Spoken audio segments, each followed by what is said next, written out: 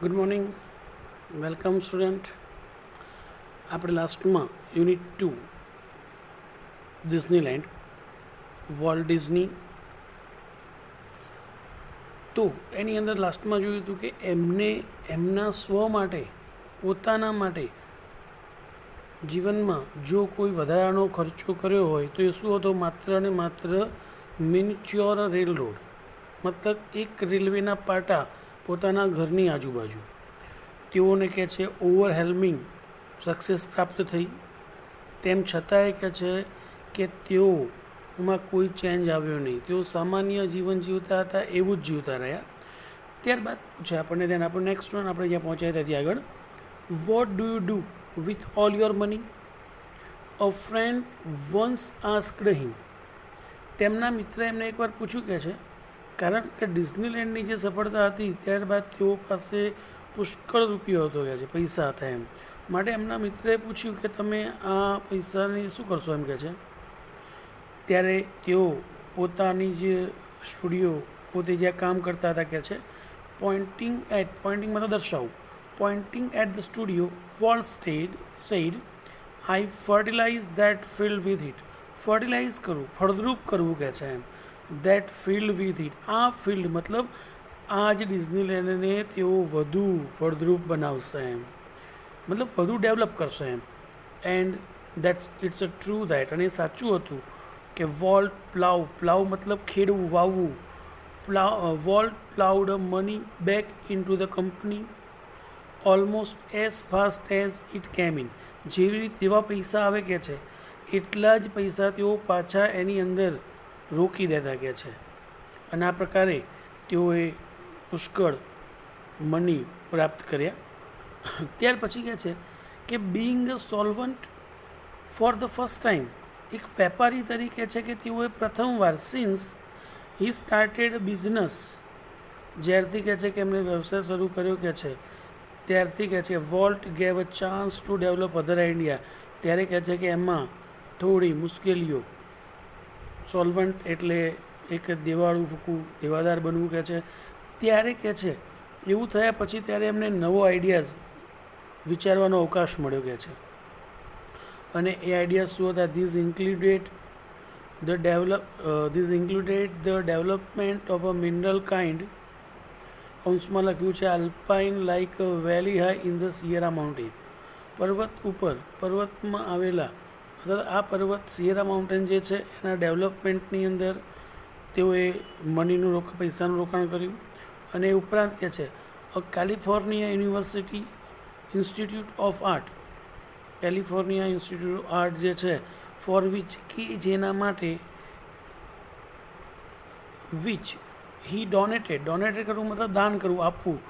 Which he donated the land, જમીન આપી કે છે, એન્ડ સેવરલ $million, અને કેટલાય લાખો રૂપિયા આપે કે છે, ડોનેટ કર્યા, દાન કર્યું કે છે. And most ambitious of all, કે જેમનું મોસ્ટ એમ્બિશિયસ, કે જેના પ્રત્યે તેઓ લક્ષ્ય હતું, ધ્યેય હતું એમનું કે છે, $100 million Disney world and city of tomorrow in Florida. અને કે છે $100 million તેઓએ શેમાં રોકાણ કર્યું? ડિઝની વર્લ્ડ અને સિટી ઓફ ટુમોરોનું સ્થાપના કરવા માટે કે બનાવવા માટે ઇન ફ્લોરિડાની અંદર તેઓએ એના પૈસાનું રોકાણ કર્યું. ત્યારબાદ જોઈએ તો ટ્રેજિકલી, કરુણાંતિ, in the midst of all this activity, આ બધું જ કાર્ય તેઓ કરી રહ્યા હતા એના મધ્યમાં, એ દરમિયાન કહે છે કે વોલ્ટ વોઝ સ્ટ્રીકન, મતલબ પછડાવું, ફેંકાવું. Walt was stricken with this fatal illness. Fatal મતલબ ભયાનક, ક્રૂર બીમારીની અંદર તેઓ છપડાયા કે છે. I heard him refer to this cruel blow only once, કહે છે કે મેં એમને આ બીમારી દરમિયાન ક્રુઅલ બ્લો, ઘાતકી જે એમનો ઘાવ થયો છે, જે બીમારી આવી છે કે છે, એ દરમિયાન મેં એમને એકવાર સાંભળેલા કહે છે. Whatever it is I have got, એમને મને કહેલું કહે છે, he told me, whatever it is I have got, મને આ જે પણ ડિઝીઝ થયો છે, જે પણ રોગ થયો છે કે છે, ડોન્ટ ગેટ ઇટ, તું ધ્યાન રાખજે તને ના થાય કે છે. પોતાના ભાઈને તેઓએ આ પ્રમાણે એડવાઇસ કરેલા એમ. I visited him in the hospital the night before he died. તેઓ મૃત્યુ પામે કહે છે એની અગાઉની રાત્રે કહે છે કે મેં એમની મુલાકાત લીધેલી.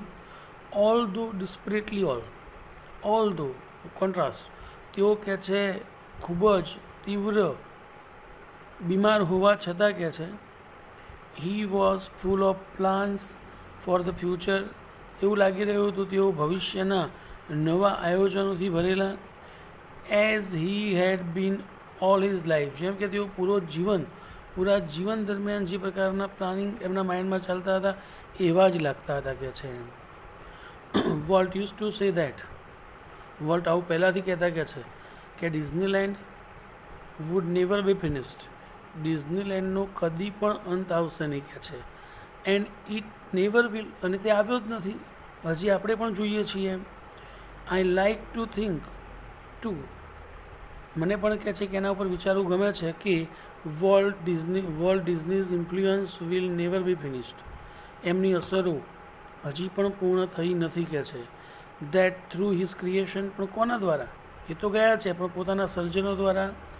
Future generation will continue celebrate, આવતી પેઢી જે પણ નવી પેઢીઓ આવશે કહે છે will be continue to celebrate what he once had described, એમને જે પણ વર્ણન કર્યું છે કે છે એ આવતી પેઢી આવનારા લોકો કે છે એને સેલિબ્રેશન કરતા રહેશે, એની ઉજવણી કરતા રહેશે. As that a precious ageless something in every human being, તે કેવું છે કે છે પ્રિશિયસ, કિંમતી, એઝલેસ કે જે ઉંમર ઉપર આધારિત નથી કે છે, something in every human beings કે જે દરેક વ્યક્તિના, દરેક મનુષ્યમાં, દરેક માનવમાં હોય છે. Make us play with the children toys, કે જે આપણને બાળકોની જેમ બાળકોના રમકડાઓ સાથે રમતા કરે છે. And laugh at silly things, અને મૂર્ખાઈ ભરેલી બાબતો ઉપર હસતા કરે છે. And sing in the bathtub and dream, બાથટબની અંદર ગીતો ગાતા અને સપનાઓ જોતા કરે છે. તો અહીંયા આપણને યુનિટ 2 અહીંયા આપણે ફિનિશ કરી રહ્યા છીએ. હવે જે પણ તમને સૂચનાઓ કદાચ મળશે કે એક્ઝામ લેવાની છે એ યુનિટ 1 અને 2ની હશે, તો એને લગતી શોર્ટ નોટ, પેરેગ્રાફને આધારે ક્વેશ્ચન આન્સર, ટ્રુ ફોલ્સ અને એની એક્સરસાઇઝમાં આવતા જે પણ ફંક્શન્સ છે એની પ્રિપેરેશન કરવી પડશે. Thank you.